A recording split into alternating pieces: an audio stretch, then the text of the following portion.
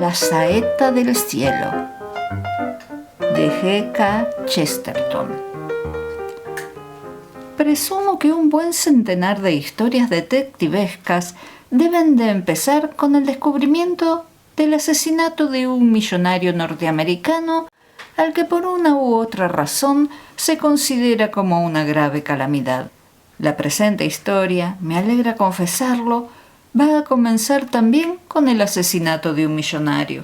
O mejor dicho, el caso es que debe comenzar con 3 millonarios asesinados, lo que a algunos les parecerá un embarras de richesse. A esta coincidencia o continuidad de crímenes se debió básicamente que el asunto siguiera otro camino que el común a todas las cosas criminales y se convirtiera en este enigma tan extraordinario. La opinión pública se inclinaba por pensar que todos ellos habían sido víctimas de cierta venganza o castigo inherente al hecho de poseer un cáliz con incrustaciones de piedras preciosas y conocido vulgarmente con el nombre de el vaso copto. Su origen era poco conocido y, sin embargo, según conjeturas verosímiles, debió de haberse aplicado a abusos religiosos, por lo que algunos llegaban a atribuir el desdichado fin de sus poseedores al fanatismo y celo de un supuesto cristiano oriental, horrorizado de ver la reliquia en manos tan profanas. Con todo, el misterioso asesino, se tratase o no en realidad de un fanático, había llegado a adquirir una figura extravagante y sensacionalista para el mundo periodístico y de las habladurías.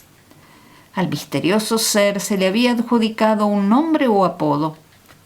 En la presente historia intentaremos estudiar el caso de la tercera víctima, el único en que tiene la oportunidad de intervenir un tal Padre Brown, personaje de estos sencillos relatos. Tan pronto como el Padre Brown descendió del transatlántico y puso el pie en tierra americana, descubrió, como le sucede a muchos ingleses, que su persona era mucho más importante de lo que había imaginado.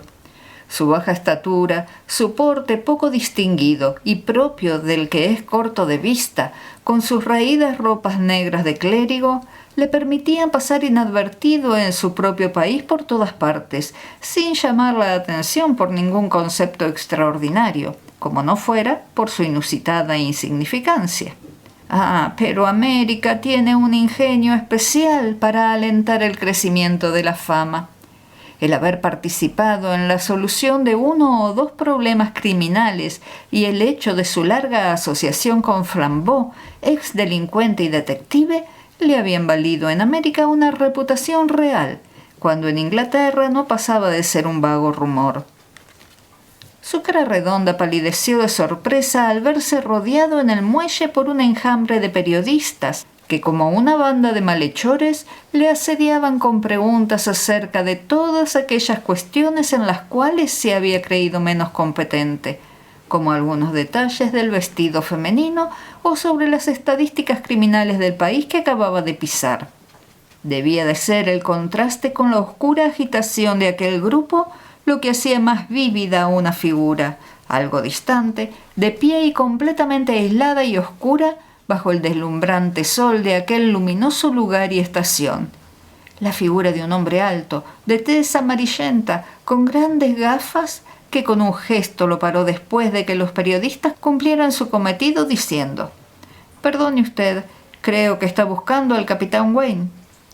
Debemos ser benévolos con el padre Brown, teniendo en cuenta que él lo hubiera sido para con cualquiera que se hubiese encontrado en su caso. Debemos tener en cuenta que por primera vez se enfrentaba con América y, sobre todo, que jamás había visto aquella clase de gafas con montura de concha, pues la moda no había llegado aún a Inglaterra. Su primera impresión fue la de hallarse ante un monstruo marino con gafas de bucear, cuya cabeza le sugería la imagen vaga de un casco de submarinista. Por lo demás, el hombre iba exquisitamente vestido y a Brown, con toda su inocencia, las gafas le parecieron el objeto más extravagante en la figura de un dandy. Era como si un dandy, con un toque de exquisita elegancia, se hubiese adornado con una pata de palo. Hay que decir que la pregunta que le acababa de dirigir le dejó también un poco aturdido. Era cierto que un aviador llamado Wayne, amigo de unos amigos franceses, coincidía con una de las personas anotadas en la larga lista de los que deseaba ver durante su visita a América, pero nunca había imaginado encontrarle tan pronto. «Perdone», dijo titubeando, «¿es usted el capitán Wayne? ¿Le conoce usted?» «Creo estar bastante seguro de que no soy el capitán», dijo el hombre de las gafas y cara de pocos amigos. «Me convencí de ello al ver al capitán esperándole a usted allá abajo en el coche. Pero debo confesarle que la otra pregunta que me ha dirigido es algo más problemática. He de contestar que sí conozco al capitán Wayne, y a su tío, y también al viejo Merton. Conozco al viejo Merton, aunque el viejo Merton no me conoce a mí, y él cree que me lleva la ventaja, creyendo yo a mi vez que se la llevo. ¿Comprende?» El padre Brown no comprendía gran cosa. Tenía los ojos puestos en el radiante pedazo de mar, en las torres de la ciudad, y luego los dirigió al hombre de gafas. No era solo el enmascaramiento de los ojos lo que daba en éste la sensación de impenetrabilidad, sino algo también de su rostro amarillento, de aspecto asiático e incluso chino. Por otra parte, su conversación parecía consistir en yacimientos estratificados de ironía. Era un tipo de los que aparecen de vez en cuando en el seno de aquella población sociable y cariñosa. Era el tipo de americano inescrutable. «Me llamo Drake», dijo, «Norman Drake. Soy ciudadano americano, con lo que queda todo explicado. Por lo menos yo creo que su amigo Wayne tendrá la amabilidad de explicar el resto. Así es que dejaremos para otra ocasión lo del 4 de julio. El padre Brown se dejó arrastrar, sin salir de su asombro, hacia un coche no muy distante en el que un joven con mechones de cabello rubio desordenado y semblante atrevido e indómito le saludó de lejos, presentándose como Peter Wayne. Antes de que el sacerdote pudiera saber dónde se encontraba, estaba ya sentado en el coche y atravesando a considerable velocidad las calles y afueras de la ciudad. No estaba acostumbrado al carácter impetuoso y expeditivo de las cosas de América, así que se sintió tan sobrecogido como si se le condujese en un carro tirado por dragones al país de las hadas.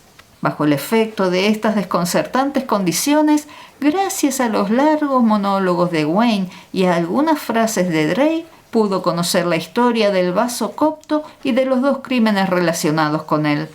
A juzgar por su relato, Wayne tenía un tío llamado Craig que estaba asociado con un señor apellidado Merton, el tercero en la serie de potentados a los que había pertenecido la joya. El primero de ellos, Titus P. Trant, el rey del cobre, había recibido cartas amenazadoras de un sujeto que firmaba como Daniel Dunn. Dicho nombre era con probabilidad un seudónimo que representaba a un personaje muy conocido, pero no muy popular, algo así como una mezcla entre Robin Hood y Jack el Destripador. Pues pronto se puso en claro que el autor de los anónimos no se limitaba a advertir, sino que llegaba a amenazar de muerte. En resumidas cuentas, el resultado fue que se encontró el cadáver del viejo Trant con la cabeza bañada en su propia sangre y sin que apareciera la menor huella del asesino. Afortunadamente, el vaso copto estaba depositado en el banco y pasó, con el resto de sus bienes, a su primo Brian Hordell, hombre también muy rico que a su vez fue amenazado de idéntica forma por el singular enemigo. Brian Hordell fue hallado muerto al pie de una roca delante de su residencia, donde se cometió también un robo a gran escala. Aunque el vaso copto estaba de nuevo a salvo, robaron suficientes resguardos y valores como para dejar en situación crítica los asuntos de Hordell. La viuda de Brian Hordell, explicó Wayne, tuvo que vender la mayor parte de sus bienes, y según creo, Brandon Merton debió de comprar el vaso entonces, porque ya lo tenía cuando le conocí. No obstante, puede adivinar por lo dicho que no es algo que se tenga cómodamente. ¿Ha recibido el señor Merton alguna vez cartas amenazadoras?, preguntó el padre Brown, tras un corto silencio. Por supuesto, dijo el señor Drake, y algo en su voz hizo que el sacerdote se volviera a mirarlo con curiosidad. hasta notar que el hombre de las gafas se estaba riendo por lo bajo con una risa que estremeció al forastero. «Seguro que las ha recibido», dijo Peter Wayne caviloso. «Confieso que jamás he visto tales cartas. Las ve únicamente su secretario, pues Merton es muy reservado en todo lo que atañe a sus negocios, cosa frecuente en los grandes comerciantes. Sin embargo, le he visto realmente fuera de sí y trastornado por la lectura de algunas cartas, y he visto también cómo rompía otras antes de que su secretario las viera. El mismo secretario anda nervioso y cree que alguien acecha al viejo, por lo que en resumidas cuentas le agradeceríamos mucho un pequeño consejo sobre el particular. A oídos de todos ha llegado su reputación, padre Brown, y el secretario me ha pedido que usted considere la posibilidad de ir directamente a casa de Merton». «Ya veo», contestó el padre Brown, que comenzaba a aclararse sobre el significado del rapto. «Aunque no veo en qué puedo ser eficaz si ustedes no lo son. Ustedes están en el lugar y deben de tener 1000 detalles más en los que basar una conclusión científica que los que yo pudiera aportar en una visita de paso». «Sí», dijo el señor Gray con aspereza, «nuestras conclusiones son demasiado científicas para ser ciertas. Me he convencido de que si algo hirió mortalmente a Titus Petrán fue algo venido del cielo y que no se presta a una exposición sistemática. Fue lo que generalmente llaman un castigo de Dios». «No querrá decir que su muerte fue sobrenatural», gritó Wayne. No se podía adivinar fácilmente lo que el señor Drake tenía intención de contestar, pues si decía que alguien era un tipo estupendo, probablemente quería dar a entender que era un loco. El señor Drake mantuvo una típica compostura oriental hasta que el coche se detuvo en el lugar que indudablemente era el punto de destino. Se trataba de un sitio muy particular.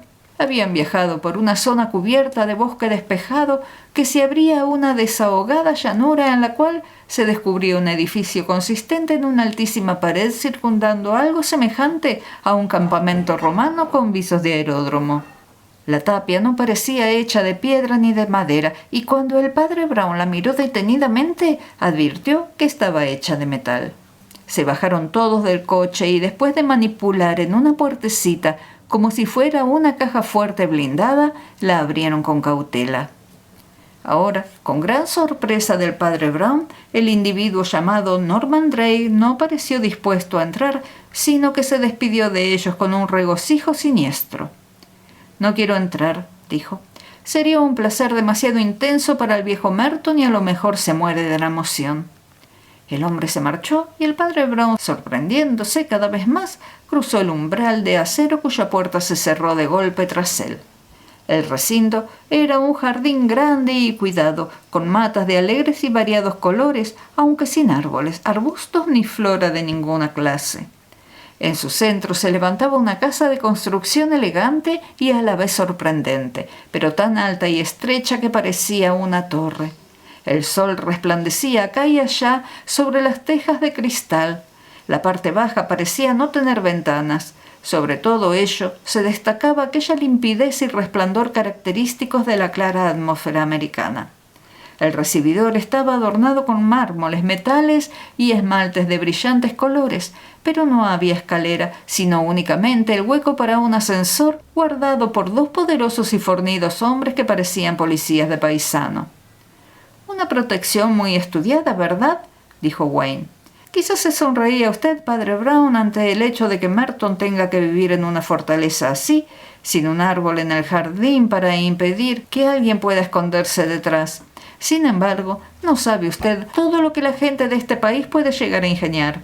Y tampoco, tal vez, sospechará usted lo que significa el nombre de Brander Merton. Es un personaje de aspecto apacible que pasaría inadvertido por las calles, aun cuando ahora no tenga muchas oportunidades de hacerlo, pues puede salir solamente alguna que otra vez y en coche cerrado. Y si le sucediera algo a Brander Merton, habría terremotos desde Alaska a las Islas de los Caníbales. Yo creo que no ha habido jamás un rey o emperador que tuviera tanto poder sobre las naciones como él.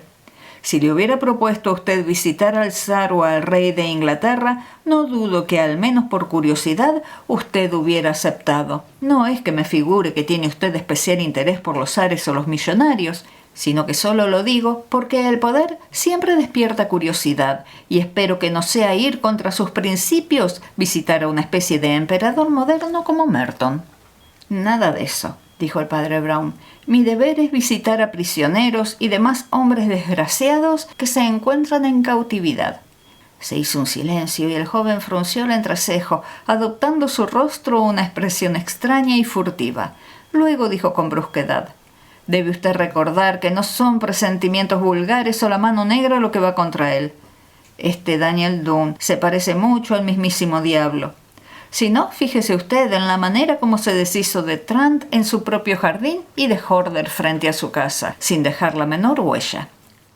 El último piso del edificio, rodeado de muros de enorme grosor, consistía en 2 habitaciones, una antesala a la que entraron y una habitación que era el Sancta Sanctorum del multimillonario. Mientras entraban en la antesala, 2 visitas salían de la habitación. Peter Wayne saludó a una de ellas como su tío. Era un hombre bajo pero muy fuerte y activo, con la cabeza afeitada y una cara tan curtida que era demasiado oscura para haber sido blanca alguna vez. Era el viejo Craig, vulgarmente conocido como Hickory Craig, en recuerdo del famoso viejo Hickory, por su fama en las últimas guerras con los Pieles Rojas. Su compañero ofrecía a su lado un contraste muy singular. Era un caballero muy apuesto y elegante, con un cabello tan oscuro como si le hubiesen dado barniz negro y con una cinta negra sujeta al monóculo. Era Bernard Blake, el abogado del viejo Merton, que había estado discutiendo con los 2 socios los negocios de la casa. Los 4 hombres se saludaron en el centro de la antesala y sostuvieron una pequeña conversación de cumplido, mientras unos esperaban marcharse y otros entrar en la sala contigua. Entretanto, otra persona permanecía sentada en el umbral de la habitación interior, grande e inmóvil en la penumbra proyectada por la ventana del otro aposento. Un hombre con cara de negro y espaldas enormes. Era la imagen de lo que el criticismo americano llamaría el hombre malo. Sus amigos le llamaban guardaespaldas y sus enemigos matón. Este hombre no se movía para saludar a nadie, pero al verle en la antesala, Peter Wayne pareció volver a sus pasados temores. ¿Hay alguien con el jefe?, preguntó. No te pongas nervioso, Peter, dijo su tío. Wilton, el secretario, está con él. Supongo que no hay problema. Wilton no pega ojo con tal de vigilar a Merton. Es más eficaz que 20 guardaespaldas, y es rápido y silencioso como un indio. Tú lo sabes mejor que yo, repuso el sobrino riendo. Recuerdo las jugarretas de los Pieles Rojas que me contabas cuando era niño y me gustaba leer las historias de sus hazañas, aunque en ellas parecían llevarse siempre la peor parte. En realidad no era así, dijo el viejo malhumorado. ¿Ah, no?, preguntó el pulido señor Blake. Creí que eran poco más o menos impotentes ante nuestras armas de fuego. He visto a un indio frente a 100 escopetas y sin otra arma que un cuchillo matar con él a un hombre que estaba a mi lado sobre una fortaleza, dijo Craig. ¿Y cómo lo hizo?, preguntó el otro. Lanzándole el cuchillo, dijo Craig. Lo arrojó con presteza antes de que una bala lo alcanzara. No sé dónde debió de aprender el truco. Espero que no lo tengas que aprender tú, dijo su sobrino riendo aún. Me atrevería a decir, dijo el padre Brown pensativo, que esta anécdota pudiera tener una moraleja. Mientras hablaban, el secretario, el señor Wilton, salió de la habitación interior y tomó la postura de quien espera. Era un hombre pálido y rubio, de mentón cuadrado y ojos serenos, con la mirada de perro. No era difícil comprender que poseía el ojo avisor de un perro guardián. Dijo únicamente: «El señor Merton estará a su disposición dentro de 10 minutos». Estas palabras fueron la señal de partida para el grupo. El viejo Craig pretextó que debía marcharse y su sobrino salió con él y su acompañante, dejando al padre Brown con el secretario, puesto que el gigante negro, en el otro extremo de la habitación, no se hacía sentir como viviente. Estaba sentado inmóvil, de espaldas a ellos, mirando hacia la otra habitación. «Todo está dispuesto de una manera consciente, ¿verdad?», dijo el secretario. «Con seguridad conocerá usted la historia de Daniel Dunne. y la razón por la que no es seguro dejar al jefe mucho tiempo solo. «Pero ahora está solo, ¿no?», dijo el padre Brown. El secretario le miró con ojos graves. 15 minutos, dijo. «El reducido espacio de 15 minutos cada 24 horas, los únicos momentos de soledad de que disfruta, e insiste en gozar de ella por una razón muy convincente». «¿Y cuál es la razón?», preguntó el padre Brown. El secretario Wilton no abandonó su mirada fija y la expresión de su boca, que hasta entonces había sido seria, se volvió adusta. «El vaso copto», repuso. «Puede que haya usted olvidado cuanto hace referencia al vaso copto. Sin embargo, él no lo ha olvidado. No se fía de ninguno de nosotros en lo concerniente a aquel. Está encerrado en algún sitio de la habitación y solo él puede hallarlo. No quiere sacarlo mientras no estemos todos fuera. Debemos aceptar el riesgo de un cuarto de hora para que él pueda adorarlo. He de confesarle que es la única cosa que adora. No hay verdadero riesgo, pues he convertido este lugar en una verdadera ratonera y no creo que ni siquiera el mismo diablo pudiera entrar o, menos aún, salir de ella. Si este infernal Daniel Dunne nos hace una visita, le juro que se quedará a cenar y algún ratito más. Durante unos 15 minutos estoy en vilo. En el mismo instante en que sonara un tiro o concibiera la sospecha de que alguien se peleaba, apretaría este botón y una corriente eléctrica circularía por la tapia del jardín, de forma que cruzarla o trepar por ella significaría la muerte. La idea de un tiro debe ser desechada, pues este es el único camino y la única ventana es la que está en su habitación, encaramada sobre una torre tan resbaladiza como un palo grasiento. Y además, estamos todos armados, y si Dunne entrara en aquella habitación puede estar seguro de que no saldría con vida de ella. El padre Brown miraba la alfombra, estudiándola de una manera muy browniana. Al cabo, dijo de pronto como si le hubieran sacudido. «Espero que no le disguste que diga, sin embargo, lo que pienso, pero se me acaba de ocurrir una cosa en este mismísimo instante. Es sobre usted, señor Wilton». «Vaya», exclamó Wilton. «¿Y qué es ello?» «Creo que usted es hombre de ideas fijas», dijo el padre Brown, «y me perdonará si le digo que está usted más preparado para capturar a Daniel Dunne que para defender a Brandon Merton». Wilton se sorprendió un poco y continuó observando a su compañero. En su boca de expresión ceñuda se dibujó una rara sonrisa. «¿Cómo pudo usted...? ¿Qué es lo que le hizo pensar en ello?» «Usted dijo que si oía a alguien disparar un tiro, podía de inmediatamente electrocutar al enemigo que huyese», observó el sacerdote. «Supongo que debe de haber pensado usted que el tiro pudiera ser fatal para su jefe antes que mortal para su enemigo. No quiero decir que no desee usted proteger al señor Merton en cuanto le sea posible, pero me ha parecido comprender que dicha idea quedaba en segundo plano. Los preparativos, como usted ha dicho, están cuidadosamente detallados y creo entender que han sido idea suya, pero me parecen más propios para coger al asesino que para salvar a un hombre». «Padre Brown», dijo el secretario, que había recuperado su tono tranquilo, «es usted muy perspicaz, pero hay algo más en usted que esa natural agudeza. Usted es uno de esos hombres a quienes les gusta decir la verdad, y ahora me parece que tendrá que oírla, pues hasta cierto punto esto viene a ser una ironía contra mí. Todo el mundo dice que tengo la monomanía de perseguir a ese hombre y me parece que está en lo cierto, y voy a confesarle una cosa que los demás ignoran. Mi verdadero nombre es John Wilton Holder». El padre Brown sonrió y asintió con la cabeza como si estas palabras no hubiesen constituido una importante revelación, pero el otro continuó hablando aún. «Ese sujeto, que se llamaba a sí mismo Dunne, mató a mi padre, a mi tío y arruinó a mi madre. Cuando Merton buscaba un secretario, fui a ofrecerme pensando que allí donde se encontrara el vaso se presentaría tarde o temprano el criminal. Yo no sabía quién era y lo único que he podido hacer es aguardarle. Mi intención ha sido siempre servir a Merton con fidelidad». «Ya comprendo», dijo el padre Brown con dulzura. «¿Y no sería ya hora de que entrásemos a verle?» «Es verdad», exclamó Wilton, saliendo de su sopor, hasta tal punto que el sacerdote concluyó que su manía le había tenido preso otra vez. «Entre usted». El padre Brown avanzó sin tardanza hacia la otra habitación. No se oyó a nadie saludar. Todo estaba envuelto en un silencio de muerte. Y segundo después, el sacerdote reapareció en la puerta. En ese preciso instante, el guardián silencioso sentado cerca de la entrada se movió de repente. Y era como si un enorme mueble hubiese cobrado vida. La figura del sacerdote parecía predecir algo. Su cabeza se dibujaba contra la luz que entraba de la otra habitación y su cara permanecía en la sombra. «Supongo que ahora apretará el botón», sugirió lacónicamente. Wilton pareció despertar de sus recónditos pensamientos y saltó, diciendo con voz entrecortada: «Pero no ha habido tiro». «Bien», dijo el padre Brown, «eso depende de lo que usted entienda por tiro». Wilton se adelantó y pasaron a la otra habitación juntos.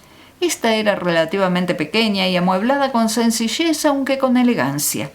Se abría ante ellos una amplia ventana desde donde se dominaba el jardín y más allá la llanura cubierta de bosque. Junto a la ventana había una silla y una mesita, como si el prisionero hubiese deseado gozar de tanta luz y aire como le fuese posible durante aquellos breves instantes de soledad. Sobre la mesita estaba el vaso copto. Era evidente que su propietario lo había estado admirando a plena luz, y la verdad es que bien valía la pena. La diáfana claridad del cielo convertía sus piedras preciosas en llamaradas polícromas, de manera que hubiera podido servir de modelo para el Santo Grial. Hay que reconocer que merecía la pena contemplarlo, pero Brander Merton no lo hacía ya. Su cabeza había caído sobre el respaldo de la silla, su cabello blanco colgaba por detrás, su barbita plateada y aguda señalaba al techo y de su garganta asomaba una larga flecha pintada de marrón con un adorno de plumas rojas en el extremo. «Un tiro silencioso», dijo el padre Brown en voz baja. «Hace poco que estuve pensando en las nuevas invenciones para amortiguar el ruido del disparo, pero esta es una invención muy antigua e igualmente silenciosa». Luego añadió: «Me parece que está muerto. ¿Qué va usted a hacer ahora?» El asustado secretario se puso de pie y dijo: «Voy a apretar el botón, claro está, y si esto no basta para Daniel Dunn, me voy a buscarle hasta el fin del mundo para dar con él». «Tenga usted cuidado, no vaya a ser fatal para alguno de nuestros amigos», observó el padre Brown. «No pueden andar muy lejos, sería mejor llamarlos». «Todos ellos saben lo de la pared», contestó Wilton. «No intentarán saltar a no ser que alguno de ellos tuviese mucha prisa». El padre Brown se asomó a la ventana por la que indudablemente había entrado la flecha. El jardín, con sus bajos lechos de flores, se veía muy lejano y parecía un mapamundi bellamente matizado. Tuvo la impresión de que era tan grande y vacío y la torre tan alta, tan cercana al cielo, que mientras estaba admirándola le vino una frase a los labios. «Castigo de Dios», dijo. ¿Qué es lo que hace poco se dijo sobre una saeta disparada desde lo alto y de la muerte que viene del cielo?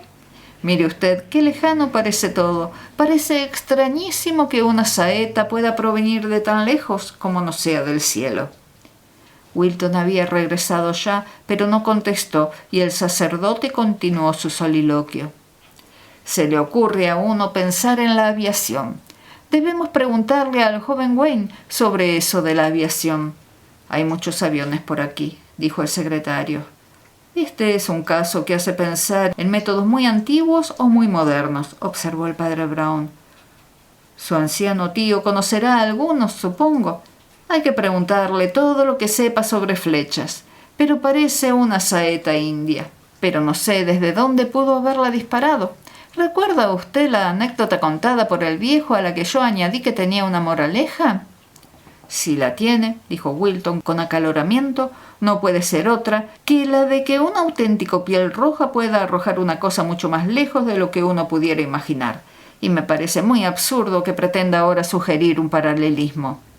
«Lo que a mí me parece es que no ha acertado usted con la moraleja», dijo el padre Brown. A pesar de que todas las apariencias mostraban que al día siguiente el curita se había desvanecido entre los millones de habitantes de Nueva York sin otro propósito que el de ser uno más en una calle numerada, anduvo en realidad atareadísimo durante los 15 días siguientes, con el encargo que se le había hecho, pues temía que la justicia no quedara a salvo. Sin hacerse violencia alguna, pudo fácilmente entrevistarse con las 2 o 3 personas que podían estar complicadas en el enigma, y especialmente sostuvo con el viejo Hickory Craig una conversación curiosa e interesante. Se desarrolló en un banco del Central Park, donde se sentaba el viejo apoyando sus huesudas manos y arrugando el rostro sobre el curioso puño de un bastón de madera rojo oscuro, posiblemente modelado sobre un hacha de guerra india. «Pudo haber sido un tiro largo», observó el viejo moviendo la cabeza, «pero yo le aconsejaría que no tomara demasiado en serio el alcance de una flecha de piel roja. He visto a algunas salir disparadas como una bala y a pesar de todo dar de lleno en el blanco con precisión asombrosa, considerando el tiempo de su permanencia en el aire. Hoy día es raro oír hablar de pieles rojas con arcos y flechas, y es aún más raro llegar a ver a un piel roja por ahí. No obstante, si por casualidad estuviera por estas tierras uno de esos viejos tiradores con uno de sus antiguos arcos y permaneciera escondido tras uno de esos árboles, a cientos de metros de la tapia de la Torre Merton, en tal caso no me parecería extraño que el noble salvaje pudiera mandar la saeta por encima de la tapia hasta la última ventana de Merton e incluso hasta Merton mismo. He visto cosas tan excepcionales como esa en otros tiempos». «Sin duda alguna», dijo el sacerdote, «ha hecho usted cosas tan inverosímiles como las que explica». El viejo Craig sonrió y dijo: «Oh, esos son ya cosas antiguas». «Algunas personas cifran su especial placer en estudiar las cosas antiguas», dijo el padre Brown. «Y supongo que podemos decir que nada de su historia se relaciona con ese desagradable incidente». «¿Qué insinúa usted?», inquirió Craig, brillándole los ojos con fiereza por primera vez en su rostro colorado que parecía el puño de una hacha india. «¿Es que está usted tan bien enterado de las mañas y artificios de los pieles rojas?», comenzó a insinuar el padre Brown. Craig, que hasta entonces se había mantenido en posición encorvada y casi podía decirse un poco tímida, apoyando la barbilla sobre el curioso puño, se puso ahora de pie en medio del camino, como un matón, esgrimiendo el bastón en la mano como si fuera un garrote. «¿Qué diablos está usted sugiriendo? ¿Quiere insinuar que yo puedo haber tomado parte en el asesinato de mi propio cuñado?» De otros bancos se levantó gente para acercarse a los que disputaban en medio del camino, cara a cara. El viejecito calvo, blandiendo su bastón como si fuera un arma, y la otra persona vestida de negro y gruesa que le miraba inconmovible, salvo sus párpados que pestañeaban. Parecía que de un momento a otro la figura rechoncha de negro iba a ser golpeada en la cabeza y muerta en el acto con verdadera pericia de piel roja. En el mismo instante se vio la silueta enorme de un policía irlandés aproximarse al grupo. El sacerdote contestó a los apasionados argumentos respondiendo plácidamente, como si contestara a una pregunta trivial. «Me he formado ciertas conclusiones acerca del caso, aunque no creo oportuno hacer alusión a ellas hasta el momento de mi informe». El viejo Hickory, inducido probablemente por los pasos del policía, se puso el bastón bajo el brazo y se caló el sombrero refunfuñando. El sacerdote le dio los buenos días y con paso tranquilo salió del parque, encaminándose hacia el hotel donde le esperaba Wayne. El joven se apresuró a saludarle. Su aspecto era aún más descuidado y desaliñado que antes, como si alguna preocupación le estuviese consumiendo, y el sacerdote conjeturó maliciosamente que su joven amigo se había dedicado, durante los últimos tiempos, con demasiado éxito a burlar la última ley de la Constitución americana, la ley seca. A las primeras palabras que pronunció sobre su pasión y ciencia favorita, se puso en guardia y procuró concentrarse. El padre Brown se las había compuesto para hacer recaer, como por azar, el tema de la conversación en si se volaba mucho por aquel distrito y le contó que había confundido la forma circular de la tapia de la torre del señor Merton con la del aeródromo. «Es realmente extraño que no viera usted ningún aparato cuando estuvo allí», contestó el capitán Wayne. «Hay veces que parecen un enjambre de moscas. Aquel espacio sin árboles es tan adecuado para volar que incluso llego a imaginar que será el criadero principal, hablando figuradamente, para mis futuros pajarracos. Yo mismo he volado mucho por aquellos lugares y conozco a la mayoría de los pilotos de por allí que volaron en la guerra. Pero también hay mucha gente nueva que no conozco. Pronto alzará el avión la popularidad del coche y llegará el día en que todo ciudadano de Estados Unidos poseerá uno. Supuesto que el hombre está dotado por su creador del derecho a la vida, a la libertad y a la manía del volante o del avión, dijo el padre Brown sonriendo con indulgencia. De todo lo cual deduzco que un aeroplano de más cruzando por cualquier lugar de vez en cuando no llamaría la atención de nadie. No, contestó el joven, supongo que no. Y aunque el piloto fuese conocido, supongo que podría pilotar un aparato que no le perteneciese. Por ejemplo, si usted volase como de costumbre, es posible que el señor Merton y sus amigos le reconocieran enseguida.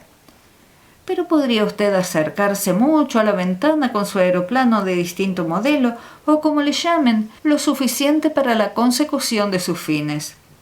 Sí, así es, profirió el joven casi a su pesar, pero de repente se contuvo y se quedó mirando boquiabierto al sacerdote, con unos ojos que parecían querer salirse de las órbitas. Dios mío, dijo en voz baja. Se levantó pálido, temblando de pies a cabeza y sin dejar de mirar al sacerdote fijamente.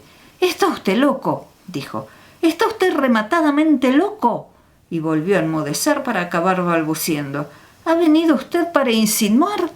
«No, he venido únicamente a recoger insinuaciones», dijo el padre Brown levantándose.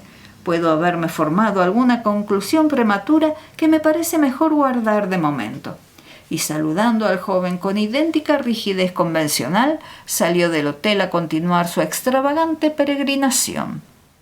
El anochecer lo sorprendió bajando por las sucias y tortuosas callejas y peldaños que llevaban al río en aquella parte de la ciudad que era más antigua e irregular. Bajo un farolillo rojo que indicaba la entrada de un restaurante chino, vio una figura que no le era desconocida, aunque su aspecto distaba mucho del que había conocido antes. El señor Norman Drake continuaba plantando cara al mundo detrás de sus enormes gafas que parecían ocultar su rostro como tras una máscara oscura de cristal. Excepto en lo que se refiere a las gafas, su indumentaria había sufrido un cambio notorio durante el mes que siguió al asesinato. Entonces, el padre Brown se había fijado en que iba vestido impecablemente hasta el punto en que la diferencia entre un maniquí de sastre y un dandy llega a hacerse sutilísima. Ahora su pinta era muchísimo peor. Parecía como si el maniquí de sastre se hubiese convertido en un espantapájaros.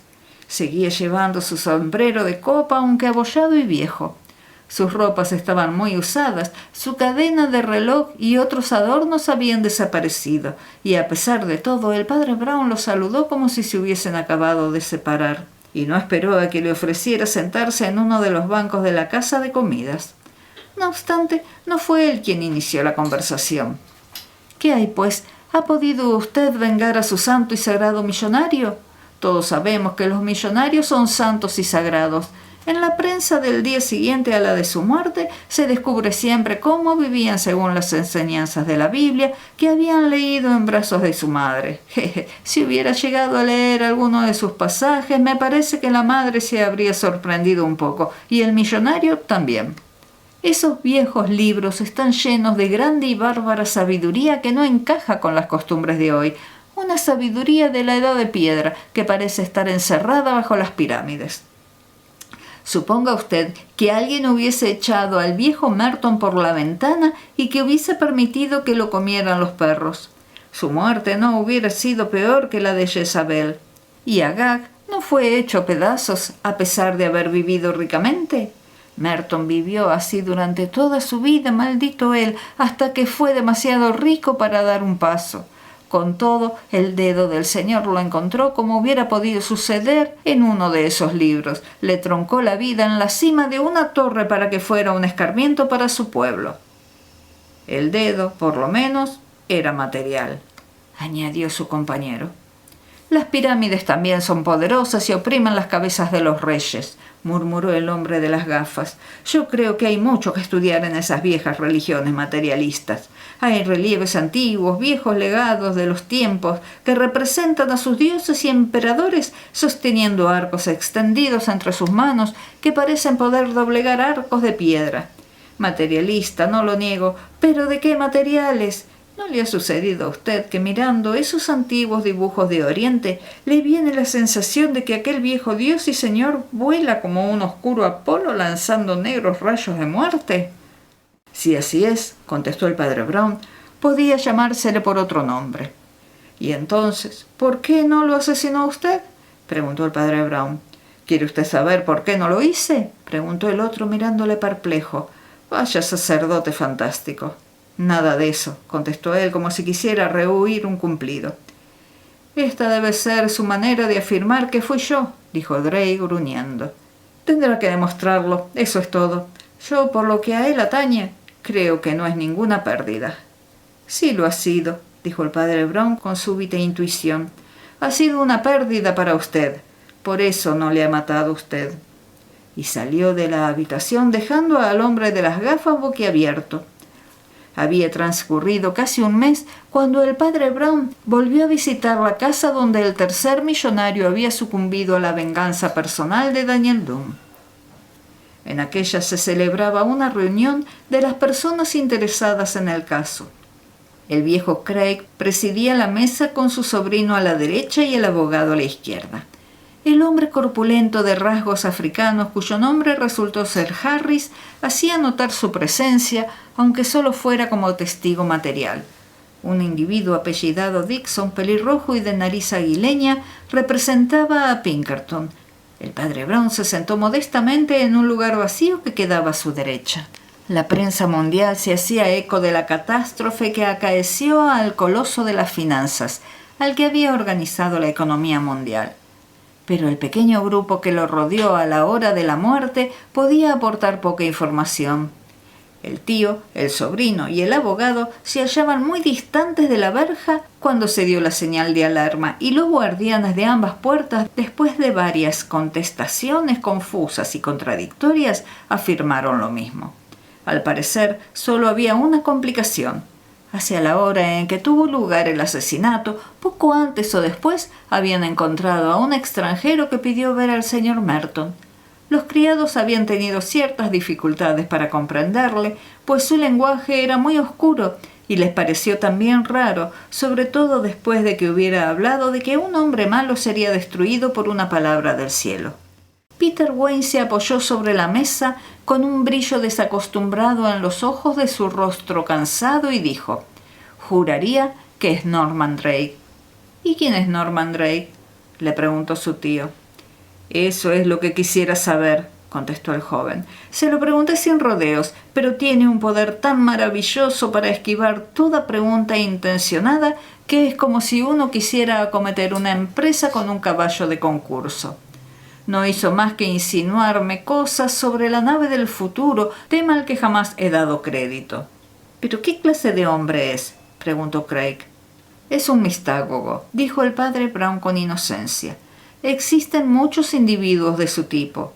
Son aquellos que se os acercan en un cabaret o café parisienses y os dicen que han encontrado el misterio de Stonehead o que han levantado el velo de Isis. Y para casos como este, seguro que tienen una u otra explicación sobrenatural». La oscura y plantada cabeza del señor Bernard Blake, el abogado, estaba inclinada atentamente hacia el que hablaba, mientras se dibujaba en su rostro una sonrisa incrédula. «No hubiera supuesto nunca, señor, que iba a rechazar una explicación sobrenatural». «Por el contrario», replicó el padre Brown amigablemente, «esta es cabalmente la razón por la que puedo pelearme con ellos. Cualquier abogado podrá enredarme, pero no le enredaría a usted, que también es abogado. Cualquiera podría disfrazarse de indio y le tendría por el mismo Hiawatha. El señor Craig, por el contrario, notaría inmediatamente el fraude. Un timador podría hacerme creer que sabía muchas cosas de aeroplanos y, en cambio, no tendría el mismo éxito con el capitán Wayne. Pues bien, esto me sucede a mí de manera aproximada. Precisamente porque he estudiado un poco el tema del misticismo, los mistágogos no pueden burlarme. Los verdaderos místicos no esconden los misterios, sino que los aclaran. Sacan las cosas a relucir y aún después siguen siendo un misterio, pero los mistágogos lo esconden en las mayores tinieblas y una vez los descubrís resulta la cosa más simple del mundo. En el caso de Drake, me parece que tenía un sentido más práctico cuando hablaba del fuego que vendría del cielo y de saetas celestes. ¿Y qué sentido era?, preguntó Wayne. Me parece que sea cual sea debemos analizarlo con calma. Pretendía, contestó el sacerdote midiendo las palabras, pretendía hacernos creer que el asesinato fue milagroso, pues sabía que no lo era. Ah, exclamó Wayne, haciendo con la respiración un pequeño silbido. Lo estaba esperando. Hablando en plata, él fue el criminal. Hablando en plata, él es el criminal que no ha cometido el crimen, repuso el padre Brown con perfecta calma. ¿Y a eso lo llama hablar en plata?, preguntó Blake con sorna. Estoy seguro de que ahora está usted pensando que el mistágogo soy yo, dijo el padre Brown un poco azorado, pero sonriendo francamente. Ha sido algo muy casual. Drake no cometió el crimen, quiero decir este crimen. Su único crimen fue el de encubrir a alguien y por ello rondaba la casa, pero probablemente no quería que el secreto se hiciera público ni que terminara el asunto con la muerte. Podemos hablar de él luego. Ahora pretendo únicamente que le dejemos de lado. ¿Para poner en claro qué?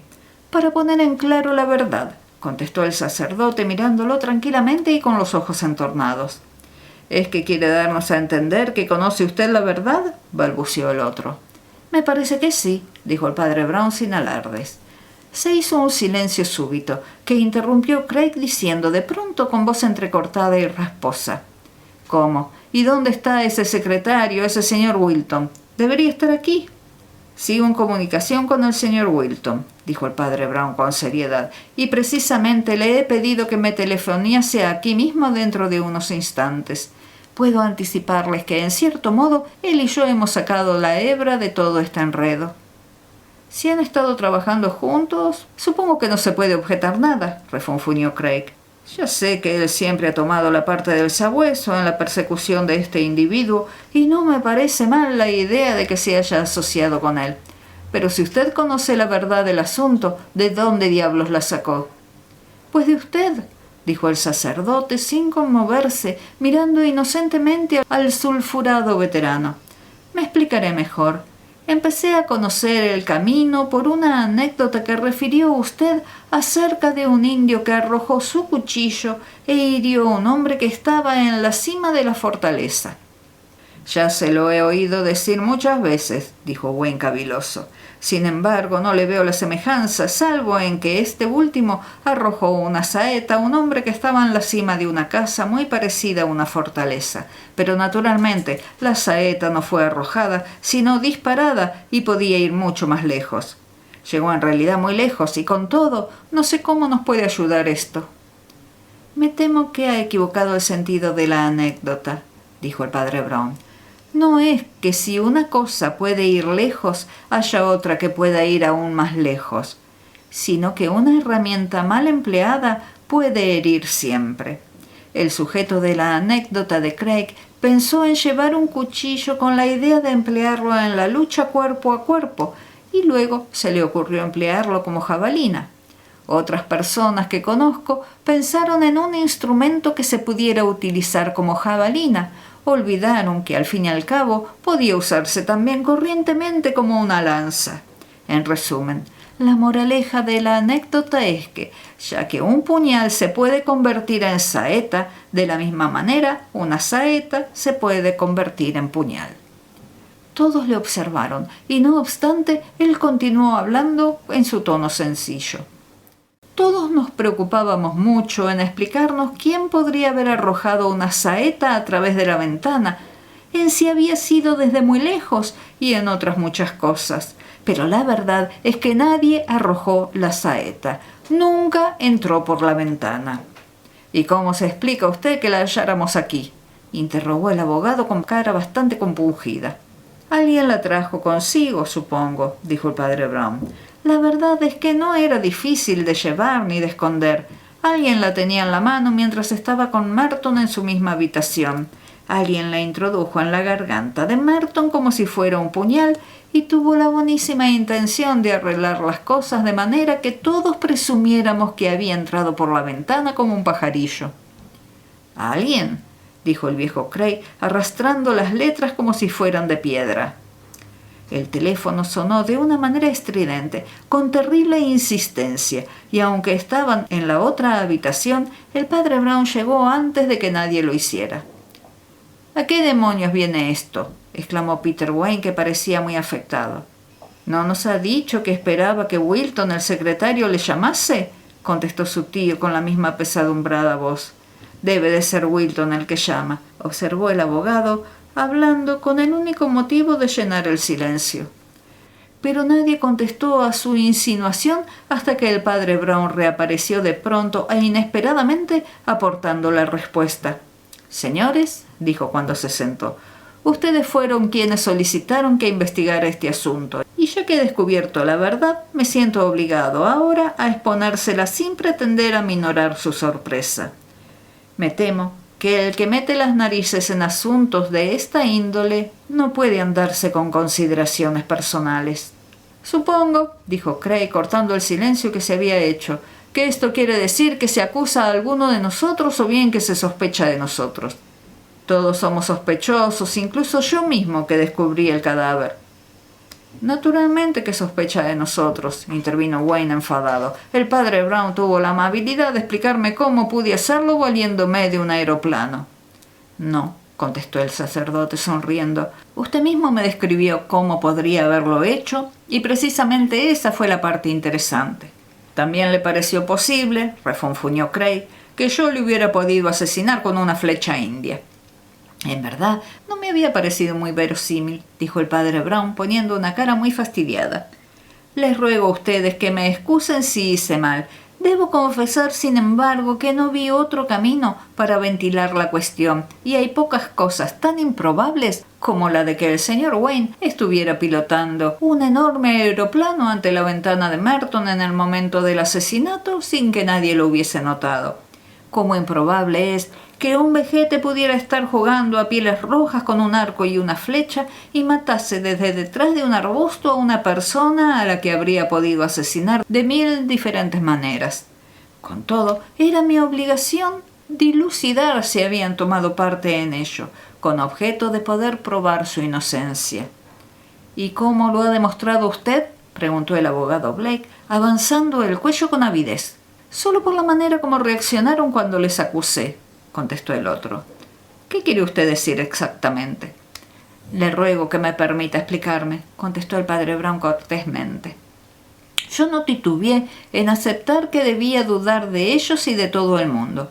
Sospeché del señor Craig y del capitán Wayne, pues aceptaba hasta cierto punto la posibilidad o probabilidad de su culpa.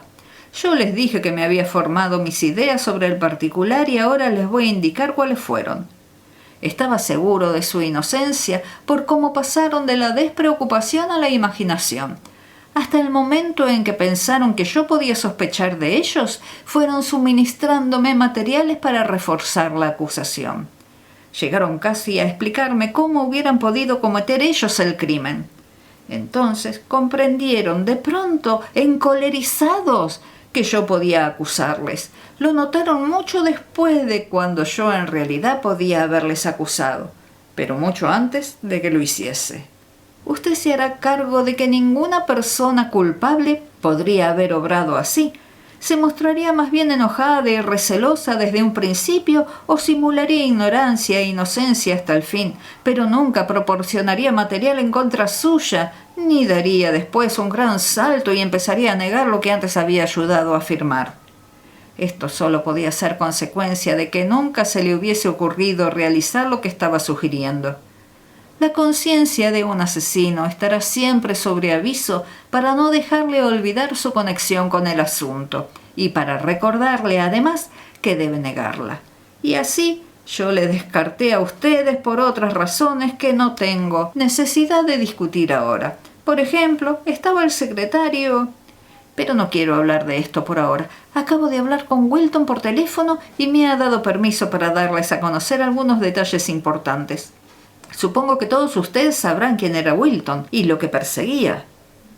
Sé que iba detrás de Daniel Dunn y que no descansaría hasta encontrarlo, contestó Peter Wayne. He oído decir también que era el hijo del viejo Horder y que quería vengar su sangre. De todas maneras, no dudo que va tras el hombre llamado Dunn. Pues bien, dijo el padre Brown, le ha encontrado. Peter Wayne dio un salto y exclamó nervioso. «¡El asesino!», dijo. «¿Está el asesino encerrado ya?». «No», repuso el padre Brown con expresión grave. «Me parece haberles dicho que las noticias eran importantes y creo no haberlo ponderado bastante.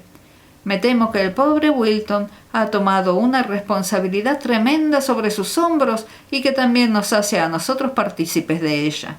Acorraló al criminal y cuando por fin lo tuvo bien situado, pues bien, entonces tomó la ley por su propia mano.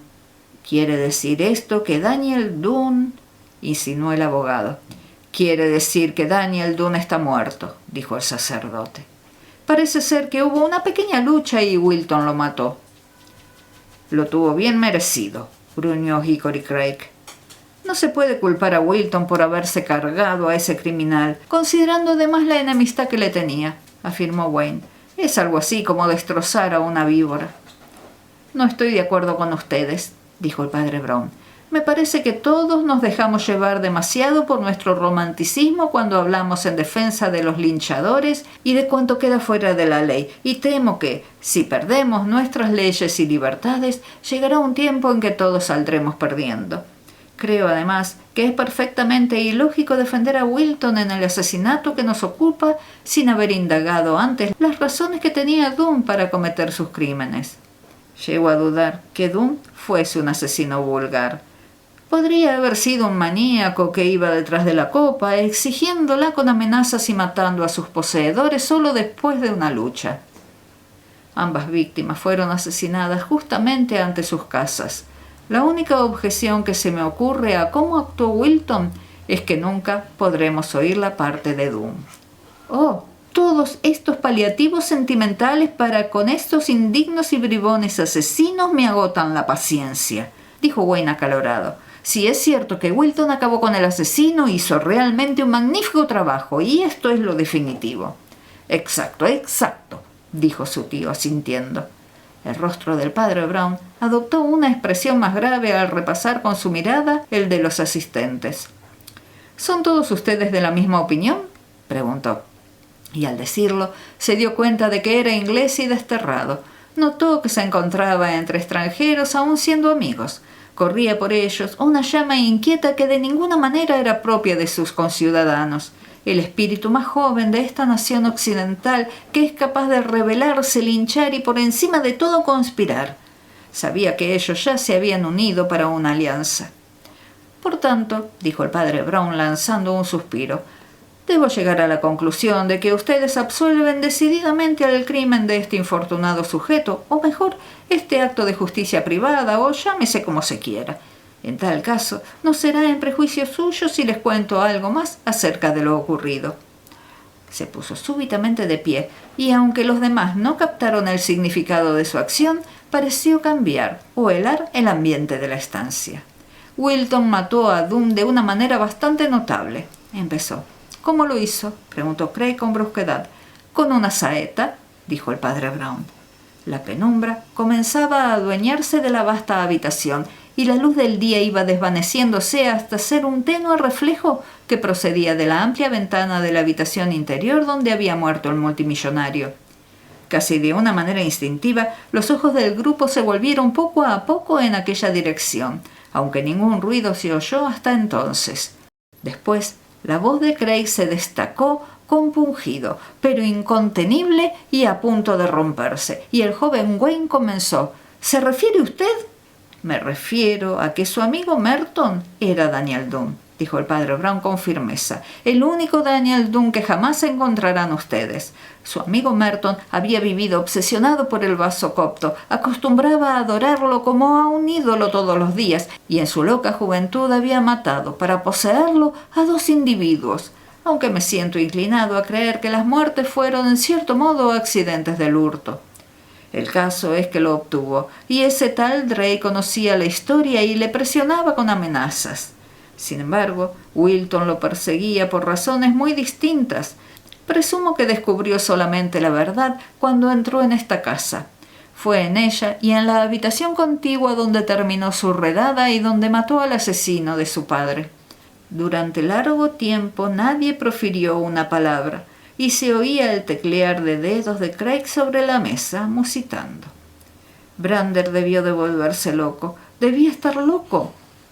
«Pero válgame Dios», exclamó Peter Wayne. «¿Qué debemos hacer? ¿Qué hemos de decir? Oh, el asunto ha tomado un cariz muy distinto. ¿Qué dirán los periódicos y la gente de negocios? Brander Merton es algo que está a la altura del presidente o del Papa de Roma». «Me parece presentir que el asunto es otro», insinuó Bernard Blake, el abogado, en voz baja. «La diferencia entraña una completa...». El padre Brown golpeó la mesa de suerte que los vasos resonaron y se adivinaba un eco espectral procedente del misterioso cáliz que permanecía aún en la habitación contigua. «No», gritó con voz semejante a un pistoletazo, «no habrá diferencia. Yo les he dado la oportunidad de apiadarse del pobre diablo, mientras creyeron que se trataba de un criminal común. No quisieron prestar oídos entonces y todos se decidieron por la venganza privada. Todos afirmaron que estaba bien que fuera descuartizado como un animal salvaje sin escucharlo ni llevarlo ante un tribunal, y se limitaron a decir que había encontrado su merecido. Pues bien, si Daniel ha encontrado su merecido, Brander Merton ha encontrado también el suyo. Si aquello era adecuado para Doom, santo Dios, también esto es lo merecido en el caso de Merton. Decídanse ustedes por la justicia perentoria o por la achacosa legalidad, pero en nombre del Todopoderoso yo les exijo que apliquen una misma arbitrariedad o una misma justicia legal». Nadie contestó, a excepción del abogado, y aun éste lo hizo con algo que semejaba a un gruñido.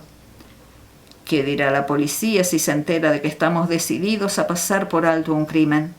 ¿Qué dirá si le digo que ya lo han pasado por alto?», repitió el padre Brown. «Su respeto por la ley llega un poco tarde, señor Bernard Blake». Después de una pausa, continuó en tono más suave.